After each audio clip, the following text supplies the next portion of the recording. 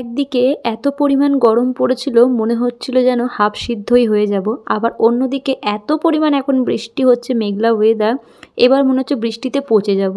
মানে মানুষ কোন দিকে যাবে বলো তো? এই অনেকেই বলে যেটা যেই কাল সেই কালে তো সেটা হবেই অবশ্যই, কিন্তু এক এক সময় কি হয় জানো তো, মানে অতিরিক্ত পরিমাণ গরম যেটা নেওয়া যায় না, আবার অতিরিক্ত পরিমাণ বৃষ্টি। এই যেমন ধরো না 2-3 দিন ভোর এমন একটা ওয়েদার করে রেখেছে, 2-3 দিনের ওপরে বলতে পারো। খুব যে বৃষ্টি হচ্ছে তা নয়, একদম ঝিরিঝিরি করে বৃষ্টি হচ্ছে, তবে কিন্তু রোদের দেখা পাওয়া যাচ্ছে না। আর এদিকে বলতে পারো জামা কাপড় শুকাচ্ছে না, আবার নতুন করে কাচার জন্য জামা কাপড় পরে যাচ্ছে। কারণ প্রতিদিনে তো 2-1টা করে জামা কাপড় পরতেই থাকে, আর সপ্তাহে যে তোমার বিছানার চাদর এটা ওটা সপ্তাহে কাচাকুচি হয় সেগুলোও পড়েছে। এবার এদিকে এত জামা কাপড় যেগুলোকে শুকাতে কমসে কম 2-3 দিন মতো লাগছে শুধুমাত্র পাখার হাওয়ায়, তারপরে চেয়ারে এদিক ওদিক করে মেলে দিচ্ছি। মানে এই অবস্থা জানো তো বৃষ্টিতে, মানে বৃষ্টিতে প্রায় বলতে পারো পচেই যাচ্ছি। এবার কিন্তু যে খুব বৃষ্টি হচ্ছে তা একদমই নয়, একটু হচ্ছে আর কিন্তু মেঘলা ওয়েদার, কোনো একদম রোদের দেখা যাচ্ছে না। আবার কখনো কখনো রোদের ঝলক দেখা গেলেও ওই জাস্ট খানিকক্ষণের জন্য, ব্যাস তারপর আবার মেঘলা ওয়েদার। মানে এখন কটা দিন এরকমই হচ্ছে আর কি, কটা দিন বলতে 3-4 দিন মতো হয়েই যাচ্ছে, আর এরকমভাবেই এখন চলছে জানো তো। আর আমার বেশি প্রবলেম হয় যেহেতু আমার ঘরে কোথাও ভাড়া টাঙানো নেই, তো আমি অনেক দিন থেকেই ভাবছি যে দাবাতে আমাকে একটা ছোট করে হলেও ভাড়া টাঙাতে হবে, নয়তো বাথরুমে। জামা কাপড়ের জন্য এত পরিমাণ অসুবিধা হয়, এদিক ওদিক করে মেলতে থাকি জানো তো। আর এই বর্ষাকালে তো অসুবিধা হবেই, কারণ এখন তো শুধুমাত্র বৃষ্টি শুরু হয়েছে, এরপর তো হতেই থাকবে। তো এরকম প্রবলেম ফেস করতে হয় আর কি। তো যাই হোক, এদিকে দেখো জামা কাপড়গুলো এদিক ওদিক করে মেলে দিলাম আর কি, শোকায়নি, আবার জামা কাপড় পরেছে পাগলা, সেগুলোকে কাচতে হবে। আবার না কাচলেও কিছু করার নেই, কাচতেই হবে। মানে একে তো জামা কাপড় শুকাচ্ছে না, আবার তার উপরে জামা কাপড় কাচতে হবে। যাই হোক, তো আগে ইন্ট্রোটা দিই, তারপর বাকি আরও অনেক কথা সব কিছুই তোমাদের সঙ্গে শেয়ার করব। তো Har Har Mahadev, hello everyone, good morning. আবারও একটা নিউ ভিডিও, তোমাদের সবাইকে অনেক স্বাগত আর অনেক অনেক ভালোবাসা। যে যেখান থেকে আমার এই ব্লগটা দেখছো, আশা করছি সকলে খুব ভালো আছো, সাথে সুস্থ আছো। আর আমরাও কিন্তু বেশ ভালো আছি। তো এখন ঘড়িতে ওই তোমার 9টা 9:30 এরকমই। তো এখন থেকে তোমাদেরকে সাথে নিয়ে আমি আমার ব্লগটা স্টার্ট করলাম। আশা রাখছি আজকের ব্লগটাও কিন্তু তোমাদের বেশ ভালো লাগবে। তো অবশ্যই অবশ্যই বন্ধুরা পুরো ব্লগটার কিন্তু সাথে থাকার অনুরোধ রইল। তো ওই যে বললাম এখন বাজে আর কি 9:30। এখন এরকমই হয় জানো তো, সকাল 6টা থেকে 9টা 9:30 পর্যন্ত তো রান্নাঘরে থাকি। আর আমি অ্যাকচুয়ালি ব্লগটা স্টার্ট করি পাগলা বেরিয়ে যাবার পরে, মানে আমার মাথা থেকে একটু প্রেশারটা কম হয়, তারপরে কিন্তু আমি আমার ব্লগটা শুরু করি। আর যদি একদম সকাল থেকে ব্লগ শুরু করার কথা বলো, তাহলে যে টাইমে উঠি তার থেকে আরও একটু আগে আমাকে উঠে ব্লগটা স্টার্ট করতে হবে। কারণ কি বলো তো, ব্লগ করতে একটু সময় লাগে। তো যেটা কিন্তু আমাদের ব্লগ মানে ক্যামেরা ছাড়া কিন্তু আমরা চটপট কাজ করে নিতে পারি, যেটা খুব তাড়াতাড়ি হয়ে যায়, কিন্তু ব্লগ করতে না একটু সময় লাগে। তো সেই জন্য ওই যে টাইমটা আমি সকালে টিফিন বানাই, খুব কমই চেষ্টা করি আমি ওই টাইমে ব্লগ শুরু করি বা কিছু। ওই টাইমে আমি একদমই চেষ্টা করি যে ব্লগটাকে সরিয়ে রেখে আগে ঝটপট করে রান্নাবান্নাগুলোকে সেরে নেবো। তারপর তো সারা দিন পড়ে আছে, সারা দিনের কাজকর্ম থাকে, সেগুলো কিন্তু তোমাদের সামনে তুলে ধরি। সকাল টাইমটা যে আমি কী তাড়াহুড়ো করে করি সেটা একমাত্র আমিই জানি। তবু মাঝে সাঝে আমি ব্লগ করি। কখন করি বলো তো, যখন আমি বুঝতে পারি যে আজকে হাতে একটু টাইম আছে, ও একটু লেটে বেরোবে, কিংবা আমি অনেকটা সকালে উঠে গেছি, আজকে ব্লগ করলে সেরকম একটা অসুবিধা হবে না, আমি কিন্তু সেরকম ভেবে বুঝে শুনে তারপরে ব্লগটা স্টার্ট করি। আসলে কি জানো তো, ব্লগ বলো বা সংসারের কাজকর্ম বলো, সব থেকে আগে তো হচ্ছে পাগলা, যেহেতু ও বেরোবে, তো সেই জন্য না আগে ওর ঝামেলাটাকে আগে গুছিয়ে দিই, তারপরে মানে এটা ঝামেলা না, সকালবেলা এত তাড়াহুড়ো করে করি না, মানে আমি নিজেই দেখি এক এক সময় কি হয় জানো, মানে রান্না করতে করতে ধরো হাতে একটু ছাকা খেলাম, এই সেদিন করেই দাঁড়াও আগে এদিকের গল্পটা একটু বলে দিই। এদিকে দেখতেই পারলে টুকটাক অনেক কাজ গুছিয়ে নিয়েছি, আর ঘরের না প্রায় অনেক কাজ আমার গোছানোই ছিল সকাল টাইমটা। এদিকে নিয়েছি লোটে মাছ, আজকে একটু লোটে মাছের ঝাল করব। আমার ইচ্ছা হচ্ছিল আলু ছাড়া পেঁয়াজ রসুন দিয়ে করব, তো দুবেলা রান্না একেবারেই করে নেবো বলে একটু আলু দিয়েছি, আর ওদিকে একটু উচ্ছে আলু ভাজবো, তো সেটারও জোগাড় করে নিয়েছি। তো ওদিকে মাছগুলোকে কেটে রেখে দিয়েছি ধুয়ে ধায়ে।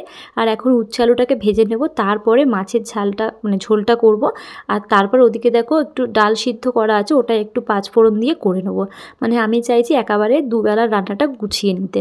তো ওই যে বলছিলাম না তোমাদেরকে যে রান্না করতে করতে এরকম কার কার হয় জানি না, যখন তাড়াহুড়োর মধ্যে থাকি না, ধরো সেদিনকে আমি রুটি করছিলাম, তো রুটি আর আলুর তরকারি করেছিলাম, তো রুটি করতে করতে না রুটি যখন ফোলে ওই টাইমে যদি ফেটে যায় না কোথাও থেকে, দেখবে একটা এত মানে গরম তাপ হাতে লাগে যেটা না ভীষণ পরিমাণ জ্বালা করে।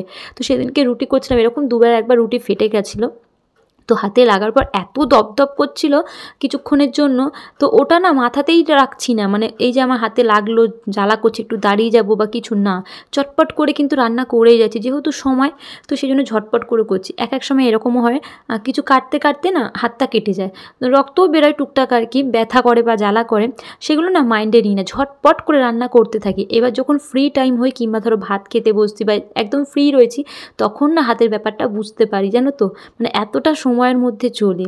তো এরকম জানি না কার কার সাথে হয়, আমার তো হয়, আমি জানি মেয়েদের সাথে হবেই এটা।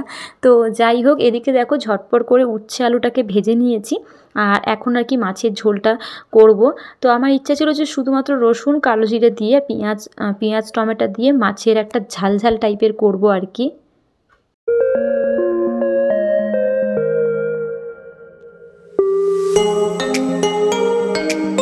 আর আমি বেশিরভাগটা ওরকমই করি আর কি, মানে ওই যে তোমার লোটে মাছের ঝাল টাইপের, মানে কড়াতে তেলের মধ্যে একটু কালো জিরে দিয়ে রসুন ফোড়ন দিয়ে তারপরে পেঁয়াজ একটু টমেটো ভালো করে মাখা মাখা করি সমস্ত রকম আর কি, হলুদ গুঁড়ো নুন তারপর তোমার ধনে গুঁড়ো জিরে গুঁড়ো সব দিয়ে একটু মাখা মাখা টাইপের করি, আর এত সুন্দর খেতে হয়, ঝাল ঝাল টাইপের করি, বেশ ভালো হয় জানো তো।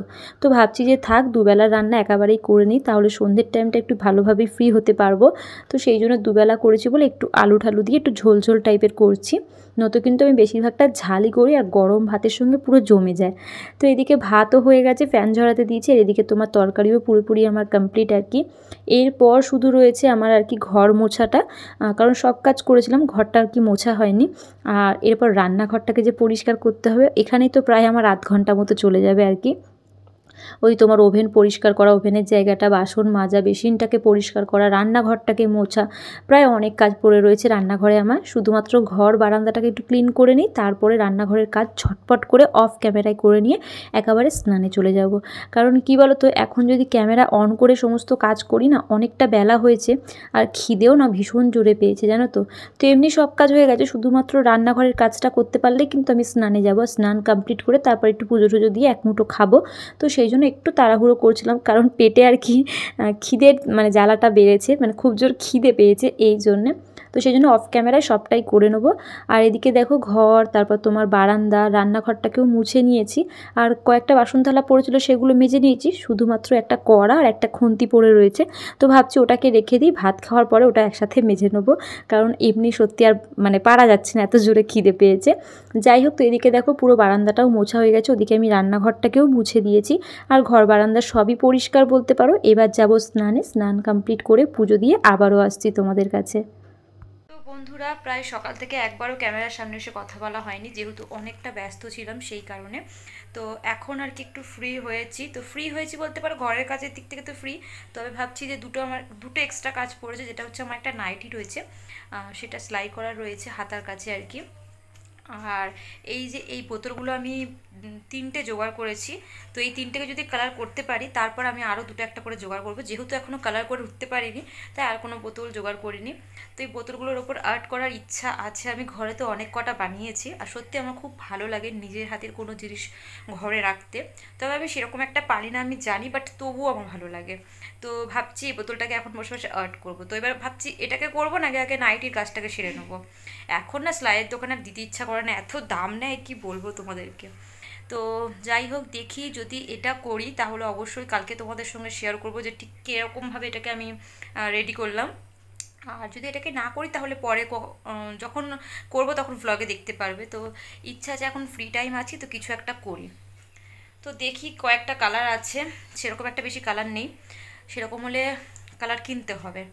তো যাই হোক, তো আমার তো এদিকে সমস্ত কাজ কমপ্লিট। তো তোমাদের পুরো ব্লগটা মিলিয়ে কেমন লাগলো অবশ্যই কিন্তু কমেন্টে জানিয়ে। দেখা হচ্ছে নেক্সট আবারও একটা ব্লগে বিকেল 5টায়। অবশ্যই ততক্ষণ তোমরা ভালো থেকো, সুস্থ থেকো, আর হ্যাঁ, এই বোনটার পাশে থেকো। তো চলো বন্ধুরা, আজকের মতো টাটা।